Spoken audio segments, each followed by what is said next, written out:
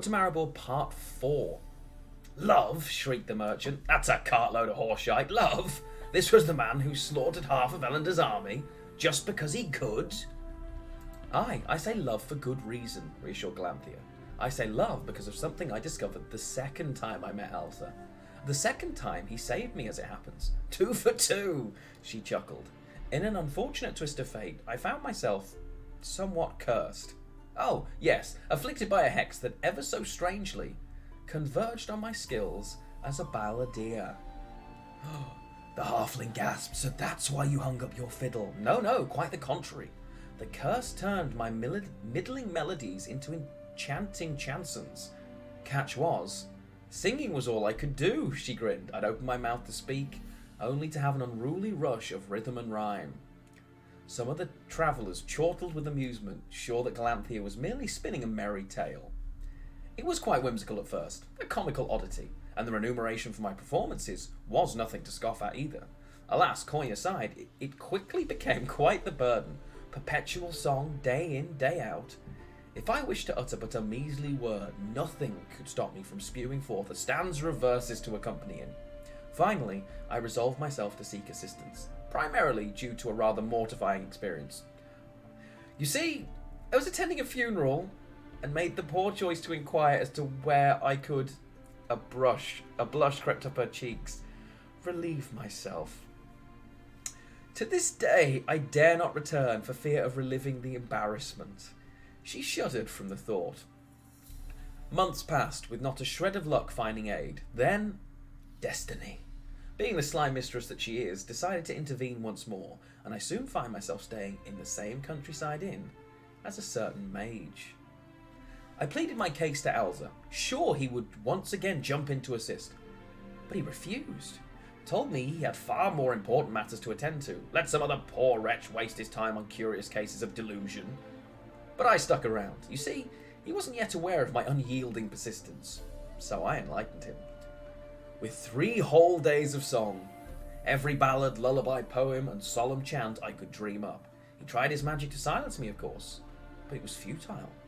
The curse was unrelenting, and finally he crumbled, beseeching me to stop. He agreed to investigate the matter if only I'd vow to keep my mouth shut. Yeah, but what's all this got to do with love? Demanded the soldier. Well, we were travelling to the town where I was first afflicted, staying at inns along the way.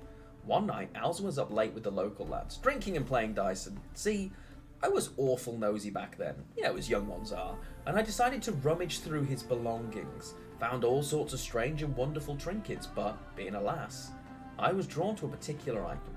A medallion shaped like a flower. It was a lily, as it turns out.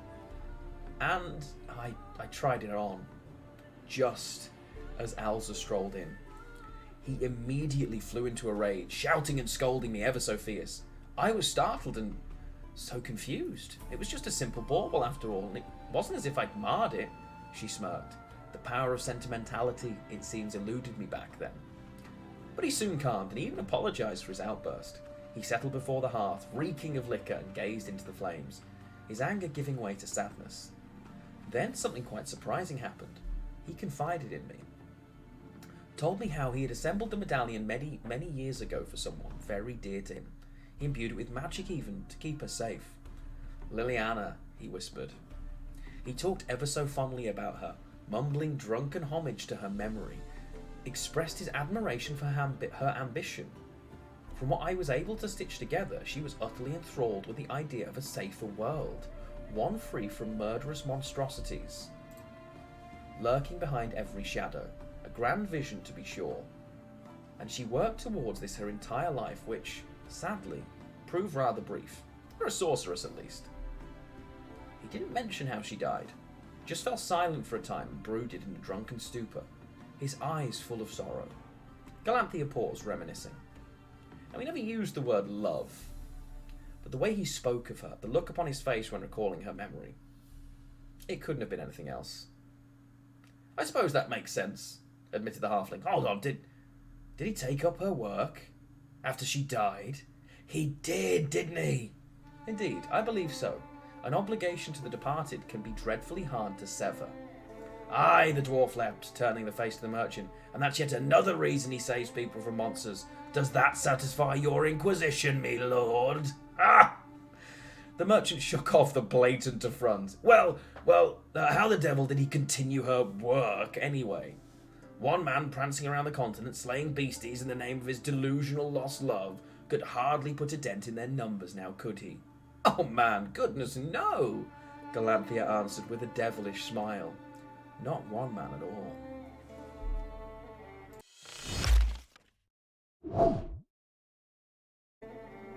Week 5 of the road to Maribor. Witches! Exclaimed the soldier. She's talking about witches! What was that now? Questioned the merchant, casually pouring himself another drink from a sheepskin flask. Witches! At least that's what I've heard them called. The soldier scratched his bristly chin. Think like a mercenary.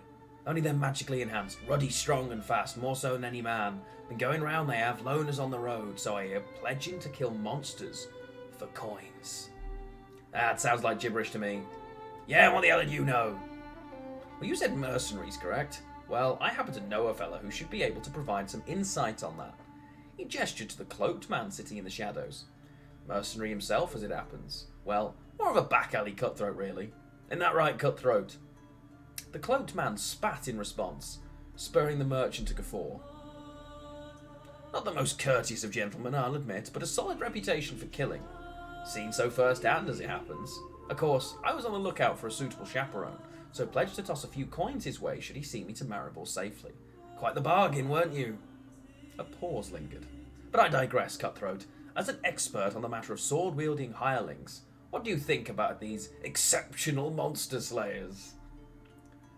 The cloaked man tilted his head and pondered for a moment.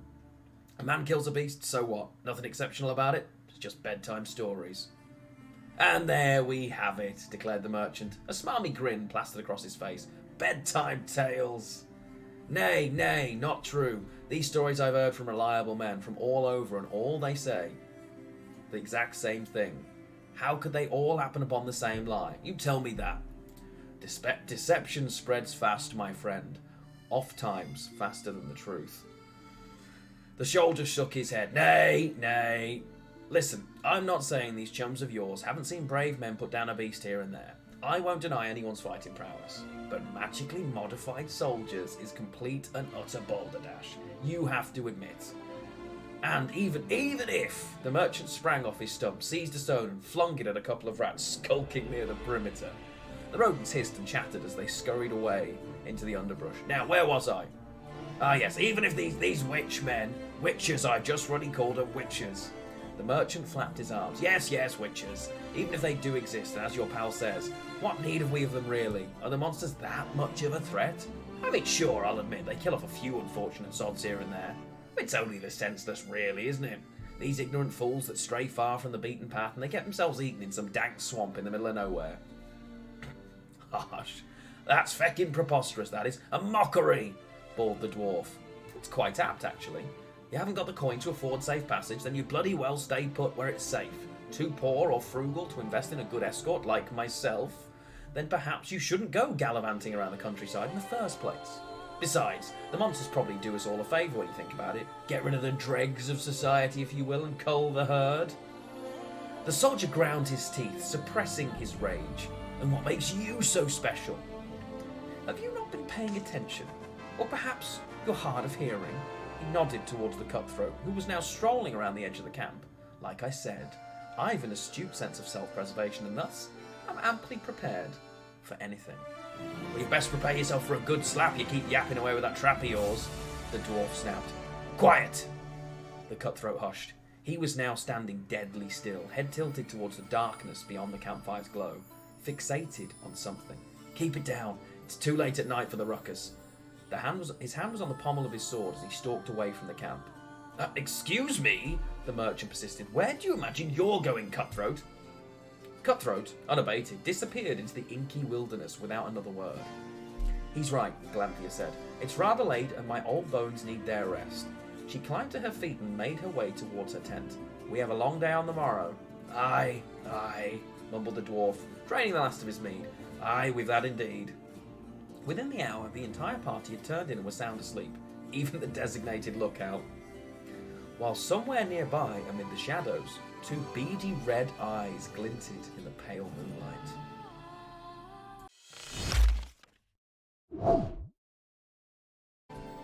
Chapter 6 of The Road to Maribor.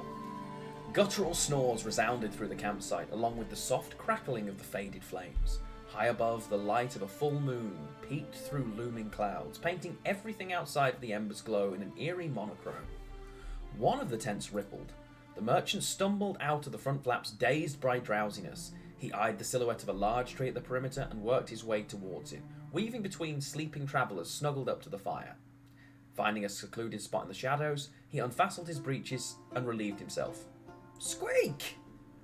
Sure, the merchant lurched, sloshing urine over his feet as he pivoted towards the sound. Curse it! A rat perched on a nearby stump, glaring at the merchant. It chattered, mimicking laughter. You little shit! He shrilled, picking up a fistful of stones and flinging them at the rodent. Shoo! The rat, unfazed by the bombardment, remained where it was, chirping defiantly. Right! Declared the merchant, surveying his surroundings. I'll bloody well show you, you vile... Ah, there we are. He picked up a large rock and lugged it towards the creature. Don't say I didn't warn. Ah! He hurled the heavy stone, and the rodent jumped away, retreating into a nearby brush. Ha! He proclaimed with a conceited grin. And let that be a lesson. Squeak, squeak! The merchant jumped, twisting around. A mischief of rats stood behind him. That is a fantastic collective noun. I'm here for it. Where in the good graces did... Squeak, squeak, squeak! More rats scurried from the underbrush, encircling him. What? They glared at him, a sea of tiny eyes twinkling in the moonlight. Cutthroat, he whispered. Cutthroat, where A shadow slowly enveloped the area, blotting out the moonlight as it rose above the merchant. Trembling, he turned. Cutthroat? To face two scarlet eyes peering down from high above, a frothing maw and elongated incisors dripping with putrid saliva. The merchant let out a terrified wail, just as his throat was ripped open. An army of rats scampered through the campsite as travellers split from their tents and sleeping nooks, yelling and jeering amid the chaos. Someone screamed as the dismembered torso of the merchant hurled through the air and landed in the centre of the camp. Then a bristly behemoth appeared from the shadows, an intimidating physique of exposed muscle and scarred flesh. It bellowed, chattering its oversized maw, and swiped a charging dwarf, effortlessly launching him across the site and into the darkness beyond. The giant rodent's eyes darted around and fell upon Galanthea, who was emerging from a tent in a state of confusion. It gnashed its teeth, then lumbered towards, snarling and slobbering. Thwack! A crossbow bolt embedded itself in the monster's shoulder. It shrieked and tore out the wooden shaft, snapping its jaws viciously as it scoured for the source.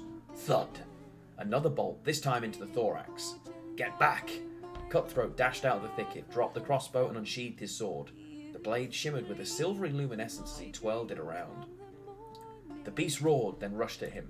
Cutthroat lifted his sword and braced himself, waiting until the last possible moment. He pirouetted to the left and slashed the monster's broad back with a wide stroke, sending a mist of crimson across the camp.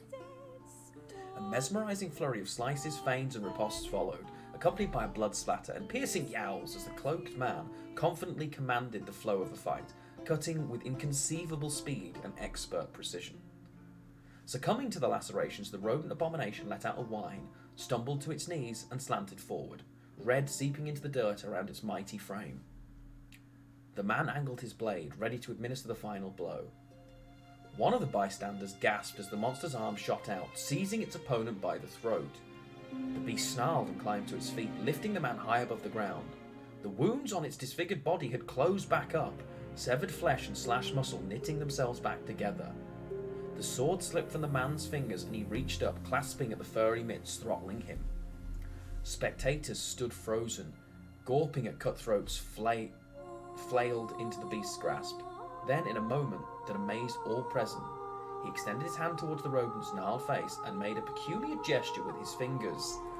Flames surged from his palm, blasting the monstrosity with an inferno, melting its face and sternum. It howled wildly, clawing at its snout as it released the man and stumbled backwards. In a flash, Cutthroat pulled out a leathery orb with a fuse, ignited it with a snap of his fingers, and tossed it at the feet of the caterwauling behemoth. The bomb fizzled and sparked. Boom! The wearer exploded into chunks of charred flesh and bone. The remaining travellers, drenched in blood and innards, stood in awe. Cutthroat sauntered over to the mangled corpse of the merchant, rummaged through his satchel, and retrieved a small jingling pouch. He cast his gaze over the onlookers' gawking faces, shrugged, then pocketed the coin. Mouth agape, the soldier stuttered, pointing a shaky finger at the cloaked man, then uttered a single word in disbelief. "Witcher!"